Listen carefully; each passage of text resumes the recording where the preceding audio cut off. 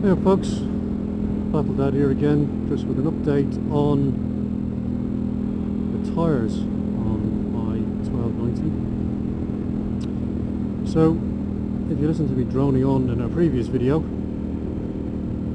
mentioned that I put the Heidenau K60 Scouts on here, kind of a 50-50 road off-road tyre. The reason people like them so much is because you get quite a lot of mileage out of them on the road. Great grip off-road too. So I've put about 2,500 miles on, and I have to say they are phenomenally good. So a lot of plus points and a couple of kind of niggles really.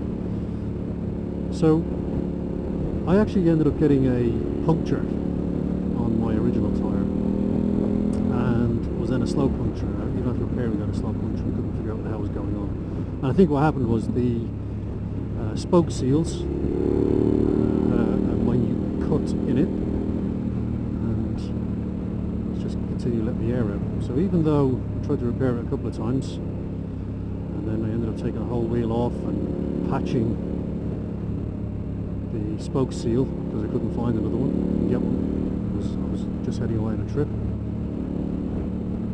and then gluing that, and then gluing that to gluing the patch, and then gluing the seal to the wheel, the rim, and then gluing the side of the tyre to the rim too.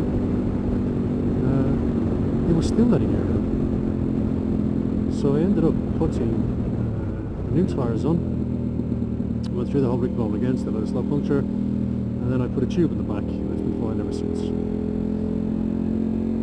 So a bit of a faff really, a bit of a pain. And whilst I thought initially I had no problems with air pressures, it seems that it's worth kind of keeping an eye on these anyway. So manufacturer recommended pressures on these are 36 psi as a max. So that's what I run them at, 36. Would you say you notice a big difference between that and the kind of standard 42 on the rear at least? Probably not really. Shifting in there, but a line bend. Probably not really.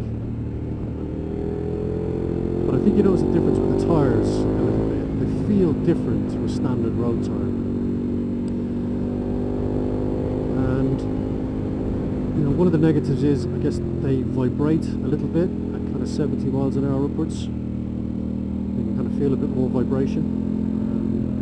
It's not that bad. I mean, it doesn't fatigue you. The other bit is you kind of feel them squelch a little bit as well as you kind of initiate a turn and as the bike's weight shifts through some bends. And whilst initially I was quite worried about that, having heard about it in a couple of reviews, what I will say is it is entirely predictable. So after the first few butt-clenching corners where you're trusting the tyre and trusting your bike to do what you want it to do, it's much like riding in the wet, really. You get a feel for it, and all of a sudden it's some kind of second nature. So it being consistent, I don't even think about going into bends now. So on racetracks that kind of have B-road qualities, you know, ones that look like this, you can take a corner at 80, 85, no problem really, and it grips. And wet and dry as well, you know, so the wet weather performance of these things is phenomenal. Really, really good. Confidence inspiring really. And the dry weather performance is great. So once you kind of get used to how it performs and how it acts, cracking tyres they really are. Because it means I don't have to worry when I go and get to a dirt road or gravel road or whatever it might be. I take 10 psi out of the tyres, and I know this thing's going to grip all day long, and it has done. So for confidence on an off-road, I have to say, pretty bloody good. The only downside, I suppose, is it's got a tube in currently, and I'll need to get around to fixing the rim, because I dread the thought of having to take this wheel off and put a new tube in, put it out on the trail. Just don't fancy that at all. Haven't been through it so many times with the boys down the local shop, trying to find a problem. Yeah, trying to get this tyre on off of tyre irons because it's got such a rigid sidewall. Just don't fancy that, really.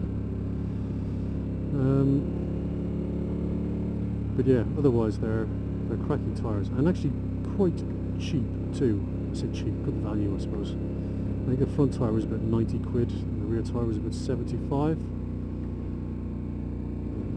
So I actually had them supplied and fitted for about 180 quid, I think. Whereas a normal set of tyres is probably 220 to 240, something like that, particularly if you have someone going to come and fit them at your house or place of work. So yeah, highly recommended for road, dirt, sand. I've been up and down Borth Beach, which is kind of northwest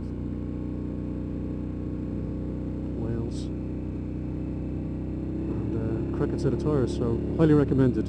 I think the next set I will try will be the Anarchy 3s, and someone has also mentioned the Pilot Road 4s, which obviously are a road bias. They're supposed to be quite good tyres, so I may stick a set in the garage and see how they go. The Anarchy 3s are supposed to be quite good for both as well, so I'll give them a shot. Oh, in terms of wear on these, by the way, I haven't actually noticed any 2,500 miles on.